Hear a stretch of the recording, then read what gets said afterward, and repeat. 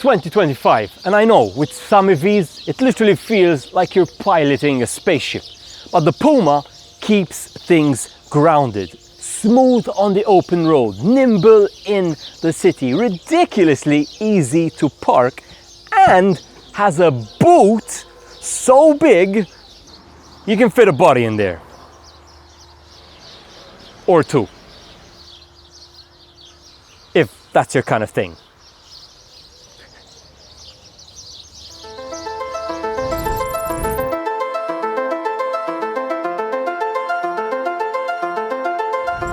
The Ford Puma Gen-E is everything we like about the Ford Puma, made even better through electrification. This new model, 4.2 meters long, 1.8 meters wide and 1.5 meters high. That gives it the form factor that some would dub as an SUV. Having said that, driving position, not too high up but not too low down either. It finds that perfect in between balance. In terms of performance, it has a 0 to 100 time a brisk 8 seconds. So if you wanted ludicrous mode, you're probably watching the wrong review. But the Puma, is about more than that. It's about fun, efficient driving, for which it checks all the boxes. So I want to walk you through the regenerative braking features available in this Ford Puma Gen-E. Of course, a unique experience to the electric version of this car. You get around 3 modes, I would say. So there's one which is always on. In fact, as I lift off the accelerator pedal, there is a slight bit of resistance from the car. So it's not coasting as well as, say, an internal combustion car would coast. This is because it's taking that energy and charging the batteries. Now, if you want to take this experience up a notch, and trust me, in city traffic driving, you're going to love this. Press the L button on the right indicator, and now as I lift off the accelerator, as you can see, the car comes to a near complete halt, just slowly creeping forward. This is great. Say at a give way sign, you can just lift off the accelerator pedal and you're making that decision whether to press the brake or not much easier. It means you're going to be practically driving this car using one pedal. Now, if you do for sure want to drive the car using one pedal, then from the screen here in the driving modes menu, you can activate full-on one pedal driving. And this means that if I turn it on and I let go of the accelerator pedal now, with no one behind me, you can see the car comes to a complete full stop. Essentially meaning, in traffic, your feet are going to thank you. Now let's talk driving modes. We actually have 4 to choose from. By standard, the car is going to be in a normal mode. This balances the power you get, the thermal features and everything, and it's good for everyday driving. If you're going on a long road trip and want to conserve energy, then eco mode is the place to be. This dials back the power of the car, but it's going to get you the most amount of range. But if you want to have a little bit of fun and you want to feel the 290 Newton meters of torque this car has to offer, then you want to put it in sport mode. Sport mode also activates what is called their propulsion sound, which is a fake engine sound. Let's see if we hear it. Oh yeah. So it feels, or it sounds as though you're still driving internal combustion. For those die-hard petrol heads, the sound is still here. And they've gone all out with it, right? It really sounds like an internal combustion engine. If you don't like it, by the way, you can force it off nonetheless, and then you're back to driving the future. Let me walk you through the trim level packages available. Just 2 to choose from, your standard and your premium. Standard, including 2025 government grants at the time of recording, starts at 21,900. That makes it around 5,000 euros cheaper than the internal combustion equivalent. Again, thanks to government incentives.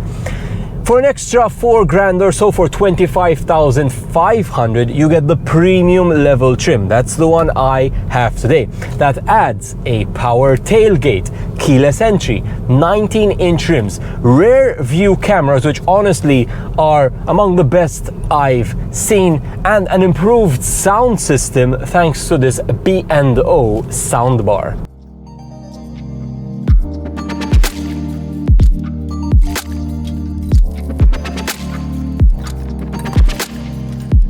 Alright, I've just parked here and I want to walk you through a bit this interior.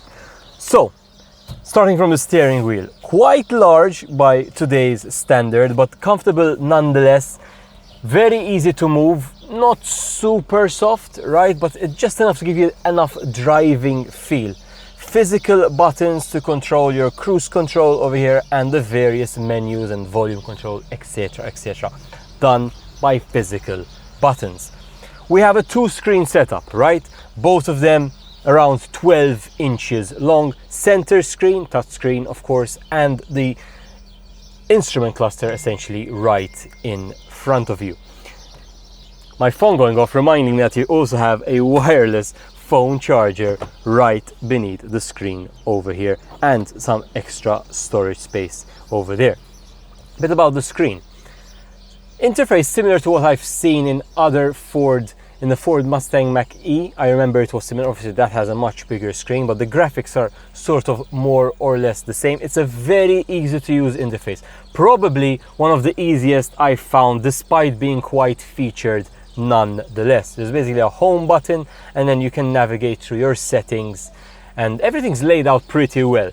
My only gripe is that the interface itself is not razor fast, right? It's not slow either though, to be fair, but it's not as fast as some of the other systems available. But besides that, graphics in the gauge cluster here, very neatly organized, very large size, and you can see it very well while driving. Moving down the center console, ample storage, right? Obviously they're making use of the space in the electric version. The internal combustion version is going to have your gear shifter over here. We're replacing that wasted space with storage space now in the electric version because it doesn't need that. Cup holders with enough space to store your Future's electric fueled on electrons water bottle over here, and adjustable arm rest on this side with storage space and a little cubby that comes out over there, together with decent sized glove box over here. Seats, nice and comfortable. It's not a busy interior. I think they've done a good job and it's well organized. Air conditioning though, some people might not like this, is controlled from the touchscreen. Although the way the interface is, it is always present. So no matter which menu you go to, the air conditioning controls always present front and center, which is nice to see. Alright, I've just completed my real world driving range test, as I do with all the cars on the channel. I've driven it now for around 50 kilometers in city streets on what is a very hot 34 degrees Celsius day here in Malta. One person in the car, just me. That's important because when they measure WLTP, they do it with one person and not with a full car, right? So one person. But I did have the air conditioning turned on, something in the WLTP test would be turned off. I actually had it at the maximum 16 degrees for most of the day because it is super hot today. And then the sort of last 1/4 of the journey I put it up to a more reasonable 20 degrees Celsius. So what is my range? Remember, the car claims a WLTP of over 370 kilometers.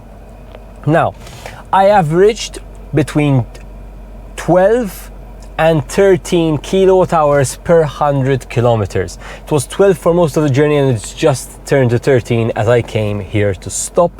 So that means the real world driving range today works out to around 340 kilometers. So we are shy. However, I wasn't running the car in eco mode, which would be its most efficient setting.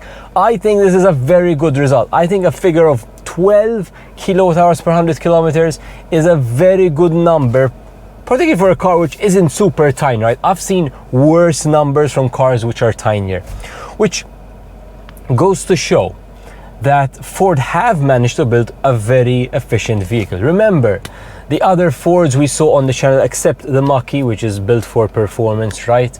The Explorer is built on an MEB, a Volkswagen platform. So this one is, you could say, Ford's first attempt at an efficient electric city car, and I think they've done a pretty good job. Now, of course, it is built on that internal combustion platform. So yes, this interior not as roomy as some fellow competitor EVs which are built on EV-ready platforms. But having said that, they do carry on the legacy and everything Pumas were great for. It is genuinely fun to drive, and I do think it's taken a step up with electrification. It's also very, very practical. I mean, that boot space, forgot to mention this. Yes, you can maybe fit 2 bodies, as I said, but practically you can fit 9 carry-on luggages in that over 500 liters of boot space, which is an insane amount, right? I think the ride is comfortable, suspension tuned just right to be smooth, but not enough that you lose the road feeling, so you still feel like you're in command of this car. I think this car proves that you don't need to be a Silicon Valley startup to make a compelling electric vehicle. And good old-fashioned blue oval does just fine. Guys, if you enjoyed today's review, make sure you hit the like and subscribe button and leave any comments in the comments section below. But until next time, as always, I hope I've convinced you that the future is electric.